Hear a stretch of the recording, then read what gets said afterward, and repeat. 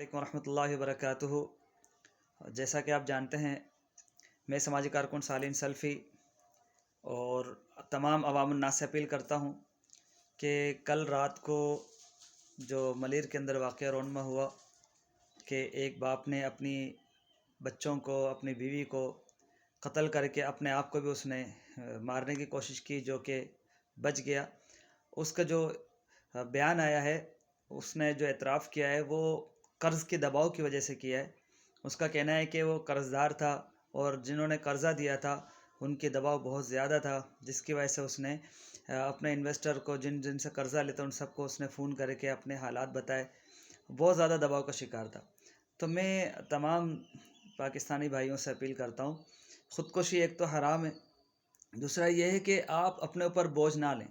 قرضہ ایک ایسی چیز ہے، ایسی خطرناک چیز ہے کہ ایک تو یہ معاف نہیں ہے۔ اگر آپ قرض داری سے نجات دلانے کے لیے اپنے آپ کو، اپنے بچوں کو آپ مار کے خود بھی مر رہے ہیں، تو آپ یہ تو سوچیں کہ قرضہ تو معاف ہی نہیں ہے کسی صورت بھی۔ ایک تو آپ خودکشی کر کے حرام موت مر رہے ہیں، اور ساتھ میں جو ہے آپ اپنے آخرت کو بھی خراب کر رہے ہیں۔ تو یہ مسئلے کا حل نہیں ہے۔ یا تو آپ قرضہ نہ لیں، اور اگر قرضہ لے لیا ہے تو آپ اس کا سامنا کریں اور اللہ سے دعا کریں۔ ایک تو نماز کی دوری اور ایک جھوٹ کی بنیاد، یہ دو چیزیں ایسے معاملات ہیں کہ انسان کی زندگی تباہ و برباد کر دیتی ہیں۔ کوئی بھی انسان کتنا ہی بڑا جو ہے اپنے آپ کو پارسا سمجھتا ہو، وہ جھوٹ کے بغیر نہیں چلتا۔ ہم سب اس گناہ میں شامل ہیں۔ جھوٹ ہماری بنیاد ہے۔ اس کے بعد ہم قرض دار ہوتے ہیں، قرضہ لیتے ہیں اپنے وقت کو دھکا دینے کے لیے، اپنے معاملات کو سدھارنے کے لیے۔ جب ہم اس کو اتار نہیں پاتے تو ہم دوسرا راستہ اختیار کرتے ہیں۔ دیکھیں، یہ مسئلے کا حل نہیں۔ اور دوسرا، قرضہ دینے والا، اللہ رب العالمین کی رحمت دیکھیے کہ سرور کائنات صلی اللہ علیہ وسلم نے فرمایا کہ قرض دار سے قرضہ لینے میں نرمی کرو۔ جتنا تم نرمی کرو گے، اللہ کی نرمی بھی تم پر آئے گی۔ اگر کسی نے کسی کو قرضہ دیا ہے تو وہ قرضہ لینے کے لیے دباؤ کم رکھے، ظلم نہ کرے، زیادتی نہ کرے۔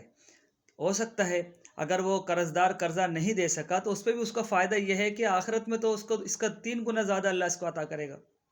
اللہ کی رضا کے لیے اپنے مسلمان بھائیوں کا جو ہے خاص خیال رکھیں۔ اگر کوئی قرض دار ہے آپ کا، یا کسی نے آپ سے قرضہ لیا ہے، یا آپ نے کسی کو قرضہ دیا ہے، تو دونوں معاملات میں نرمی رکھیں۔ قرضہ لینے والے کو چاہیے کہ قرضہ لینے کے بعد جب اس کی ادائیگی کا وقت آئے تو وہ نرمی اختیار کرے، عاجزی کے ساتھ، محبت اور پیار سے اس کی قرضے کی ادائیگی کرے۔ یکمشت نہیں دے سکتا تو 2 حصوں میں، 3 حصوں کے اندر جو ہے اس کا قرضہ ادا کی جائے۔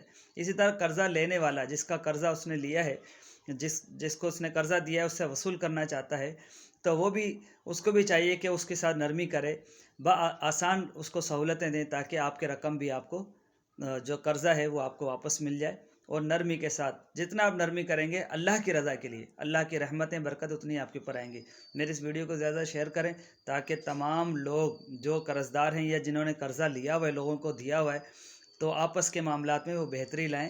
اللہ نہ کرے کہ کسی کی، دیکھیں نا، ایک شخص نے قرضہ لیا لیکن بھگتنا پورے گھر کو، پورے خاندان کو پڑا، بچیاں، بیٹیاں تھیں، ان سب کی جانیں چلی گئیں۔ تو لہٰذا اتنا دباؤ نہ ڈالا جائے کہ انسان جو ہے مزید سنگین غلطیاں کر جائے، اس کی بھی مستقبل خراب ہو، اس کے اہل خانے کی مستقبل خراب ہو۔ اللہ تعالیٰ اس عمل سے ناراض ہوتا ہے، قرضہ لینے والے سے بھی اور قرضہ دینے والوں سے بھی۔ تو لہٰذا نرمی رکھیں۔ اور آج کل